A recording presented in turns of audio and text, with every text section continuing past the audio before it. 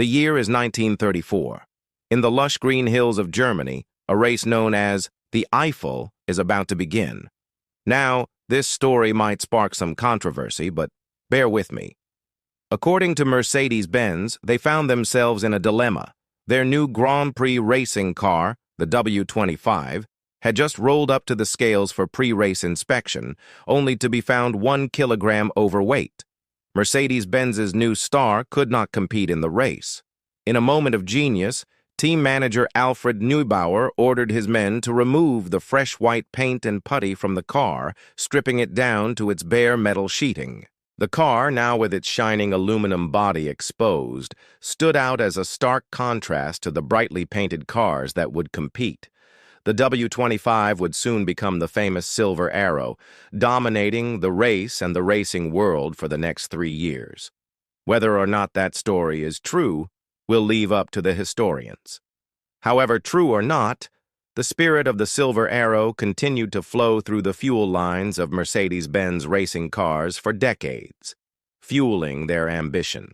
As time passed, Mercedes-Benz sought to leave behind the world of pedestrian sports car racing and set their sights on building supercars. They wanted to compete with the likes of Ferrari, Porsche, and McLaren to show the world they had what it took to stand shoulder to shoulder with these giants. Mercedes-Benz built a car so powerful, so absurd, that it ignited a fire in the heart of the company and changed racing forever. The car in question was the CLK GTR. It was created in record time with no limits set on the designers, allowing them to take the Silver Arrow legacy and aim it at their rivals, piercing their hearts in a brief but glorious moment of history. Mercedes-Benz, once a stuffy, rigid brand from Stuttgart, lost their minds and created something that would forever alter the supercar world. To understand this, we need to rewind to 1993, when the World Sports Car Championship had died, leaving a massive hole in the racing world outside of Le Mans and Formula One. There was no longer a true place for the best automotive brands to compete on a global scale. But then, a team of madmen decided to revive the European endurance racing scene by combining smaller series, giving birth to the BPR Global GT series. At first, the series saw Porsches and Venturi racing cars, but it didn't take long before the big players started to join in. Jaguar with the XJ220, Ferrari with the stunning F40 GTE, the ever-dominant Porsche 911, and even the oft-forgotten Di Tommaso Pantera were all in the mix. Things were moving along until Gordon Murray's F1 GTR came along, and with it, the hopes and dreams of every competitor. For 12 straight races in 1995, it felt like only McLaren cars had entered, utterly dominating the podiums. Gordon Murray's F1 GTR bullied the finest manufacturers on the world stage. The FIA soon became involved, enforcing new homologation rules that required only 25 road-going examples to compete in the series. This seemingly small requirement meant the world's top exotic car manufacturers could build insane race cars with almost no restrictions. It didn't matter, though. The McLaren F1 GTR would continue to dominate the stage. However, there was one company that had had enough, one company that lost its cool, took a bite of schnitzel, and took a swing at the king. Now, to understand the weight of what Mercedes-Benz was about to do, let's take a step back. It's late 1995. The BPR Global GT Series is in full swing, and Porsche has proven itself a dominant force with its 911 GT1. But there's something about that Porsche, its utter brilliance, that drives Mercedes-Benz into an unrelenting frenzy. Porsche's incredible performance had, in a sense, redefined what a supercar should be. The 911 GT1 wasn't just a race car. It was a triumph of engineering, its design honed to perfection. No one had quite matched it, not McLaren, not Ferrari, and certainly not Mercedes. But Mercedes had a problem. Porsche had beaten them, and they couldn't stand it. There was one thing on their minds now: revenge. If they were going to build a car, it had to be something that would not only match the Porsche 911 GT1, but would surpass it in every possible way. It would need to be the fastest, most refined, most aggressive supercar ever created. But there was a catch. Mercedes had just a few months to develop this car and get it ready for the 1997 FIA GT Championship. It was a race against time. They had to think fast, and they had to be bold. The task they faced seemed impossible, but in Mercedes Benz fashion, they approached it with a fearless determination that would soon take the racing world by storm. It was time to get creative. And sometimes, when faced with a challenge like this, creativity means borrowing a little inspiration from your competitors. This was where things would get truly interesting. The Mercedes engineers, led by AMG, decided they weren't going to start from scratch. Instead, they chose to steal from the best. They had to. The clock was ticking and they needed a jump start, an edge over the competition that would set their car apart. What better place to turn for inspiration than McLaren, who had already proven their expertise with the McLaren F1 GTR? Yes, you read that right. Mercedes Benz, in their desperation to take down Porsche, McLaren, and everyone else in their path, purchased a McLaren F1 GTR chassis. It wasn't just for a quick look. They were about to gut it. They stripped away the F1 GTR's bodywork, tore it apart, and then placed their own team's work and ideas on top of it. It was a sacrilegious move, akin to a bold crime against automotive perfection. But the engineers at Mercedes didn't care. Their mission was clear. They were creating something that could dethrone the current king of racing, and they'd do anything necessary to make that happen. What resulted from this near-heretical reimagining was a test mule, a Frankenstein's monster of the McLaren F1 GTR with a brand-new outer shell, reworked by Mercedes' finest minds. It was a car so radical, so extreme, that if it had survived, it would likely have been considered one of the fastest McLaren F1s ever built. However, the test mule met an unfortunate fate. It was destroyed in testing. Still, the work done on it was invaluable. The lessons learned from this mad endeavor would lay the foundation for what would soon become the CLK GTR. With the McLaren F1 GTR test mule under their belt, Mercedes-Benz continued their daring quest to create the perfect machine. They needed a car that would destroy everything in its path, and they knew they couldn't afford to stop. Stealing more ideas from their competitors, they took the proportions and body lines of Porsche's 911 GT1. But they didn't simply copy it. They refined it, using their own vision and creativity to improve upon the design, making the car look more aggressive, more aerodynamic, and more menacing. The design team used clay models, napkins, and computers to develop the ideal shape. The headlights, grille, and tail lights of the CLK were slapped onto the frame, creating a menacing silhouette that was distinctly Mercedes. But it didn't stop there. Every detail was meticulously planned, and everything was calculated for one thing: performance. The result was a machine that could take on the best and come out on top. But even with all the work put into the design, Mercedes-Benz knew that simply having a great car wasn't enough.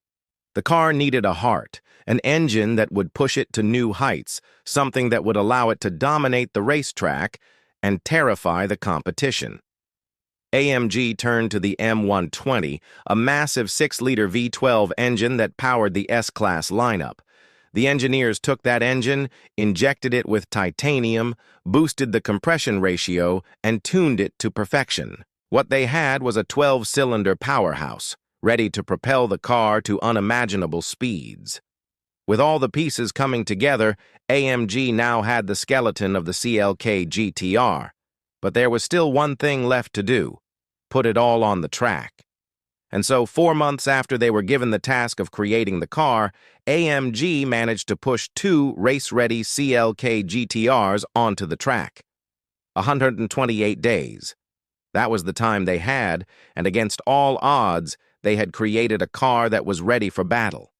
But things didn't go smoothly at first. At Hockenheim, the CLK GTRs struggled. Mechanical failures and brake issues kept them from achieving the results they wanted.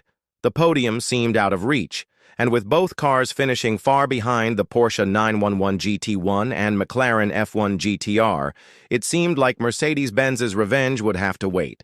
But failure, as it often does, became the catalyst for success. Mercedes-Benz engineers took the feedback from their struggles and turned it into improvements. They worked tirelessly, fixing the braking issues and ironing out all the kinks. They didn't just fix the car, they transformed it. By Silverstone, the CLK GTR was a completely different animal, one that would go on to dominate the competition and prove that Mercedes-Benz had what it took to sit at the top of the racing world once again. What made the whole saga even sweeter was how Mercedes-Benz had set about beating the competition. They didn't just create a supercar, they made a statement. They weren't playing by anyone else's rules. They were setting their own. And the CLK GTR, born from a hasty scramble for revenge, would go on to become one of the most iconic and brutal racing machines in the world, a symbol of Mercedes-Benz's relentless pursuit of victory.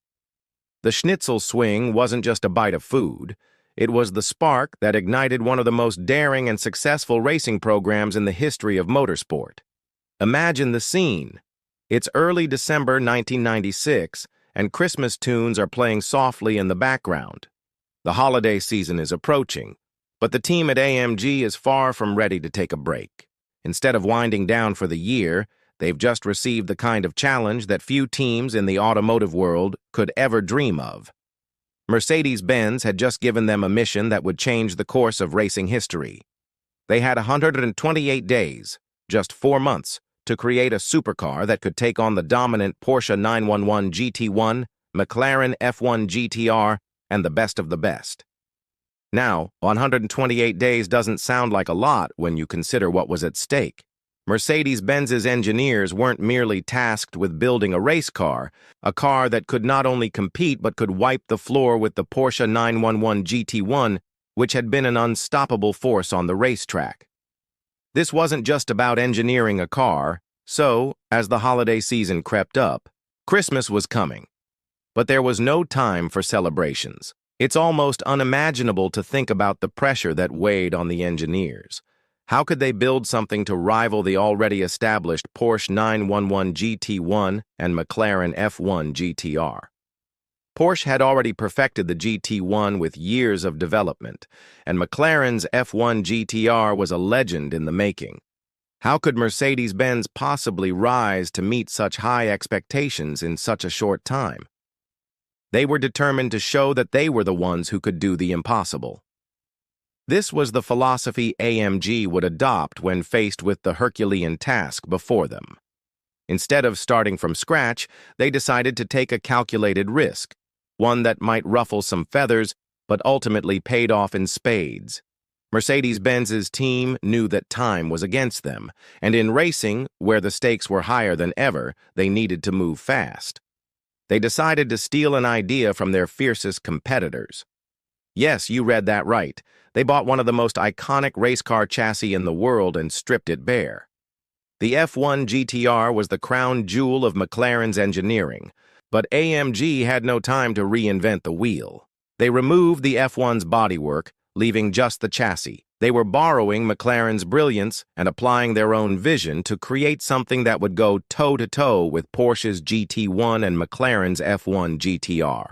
This was Mercedes-Benz's answer to the impossible challenge: to take the chassis of an icon and transform it into their own creation, one that would be faster, fiercer, and more lethal than anything that had come before.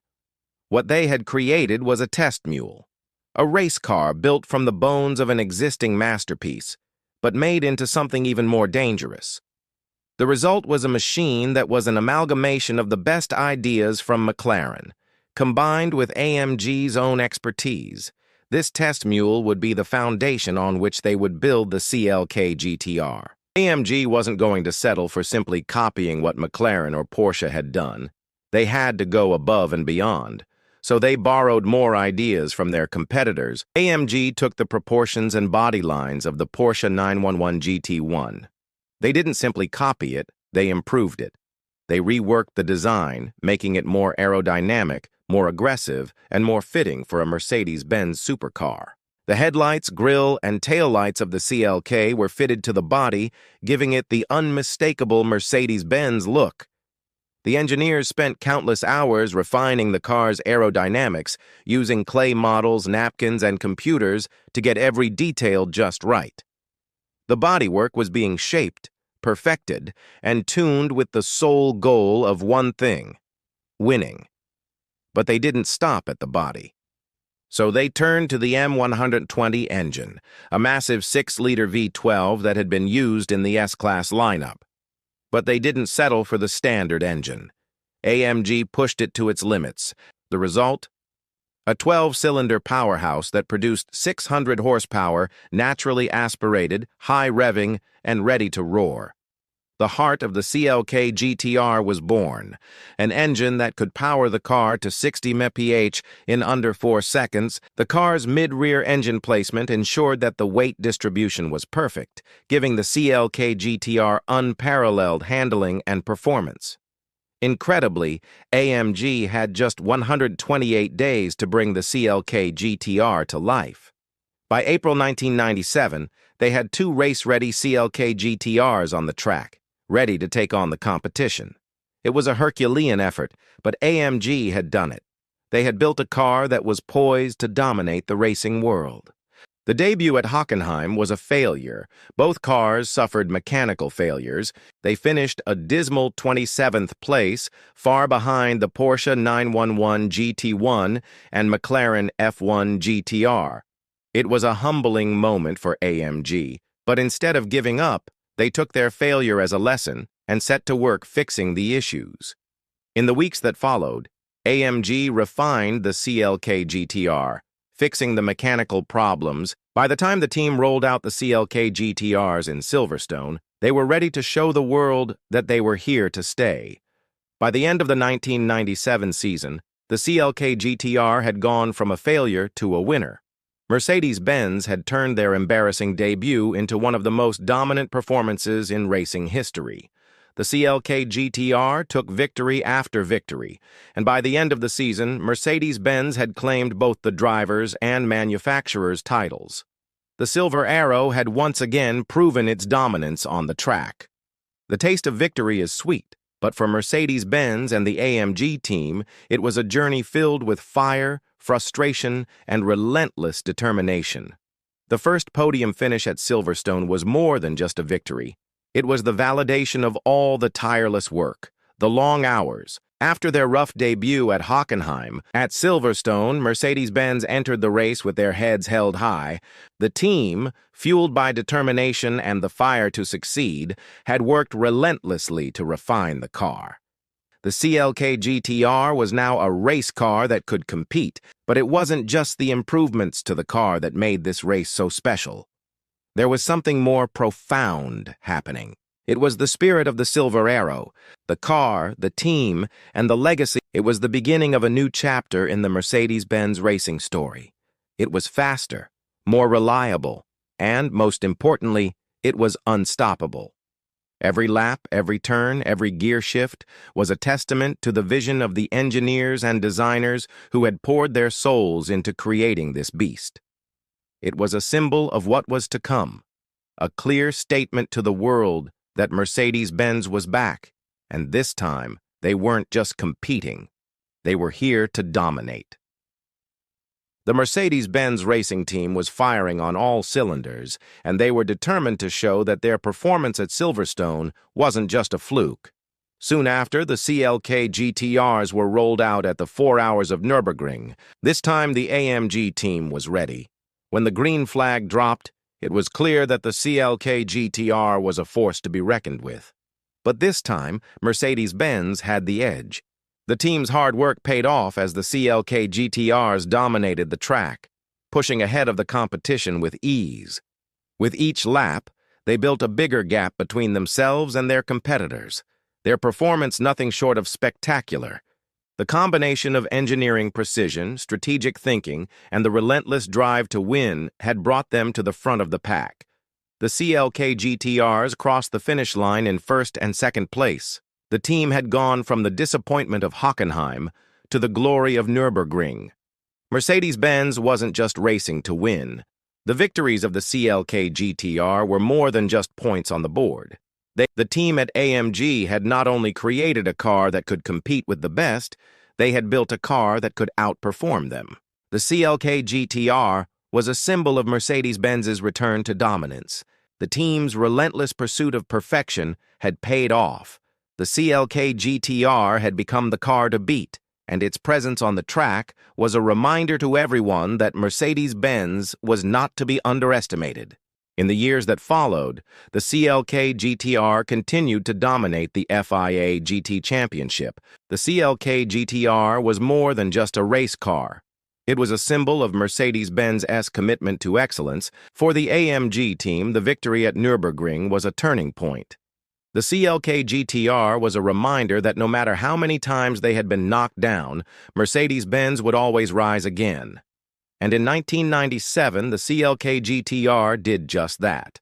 It rose to the top of the racing world, where it would stay for years to come. The team at AMG had created a racing legend. The taste of victory was bittersweet.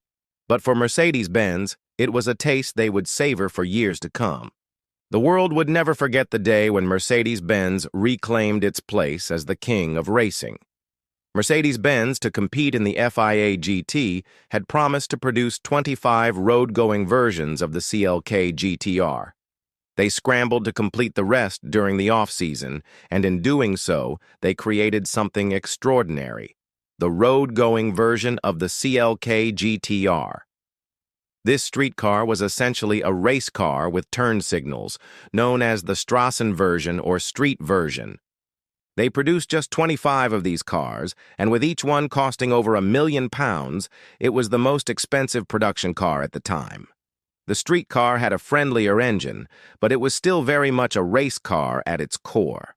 It wasn't easy to drive, difficult even for the most experienced drivers, but owning one was owning a piece of history. The CLK GTR quickly became the most dominant car in supercar racing. It would continue to dominate the FIA GT Championship in 1998, but the success came with a cost. In the end, the CLK GTR was not just a racing car, but a hypercar that would change the world forever. A mere 128 days.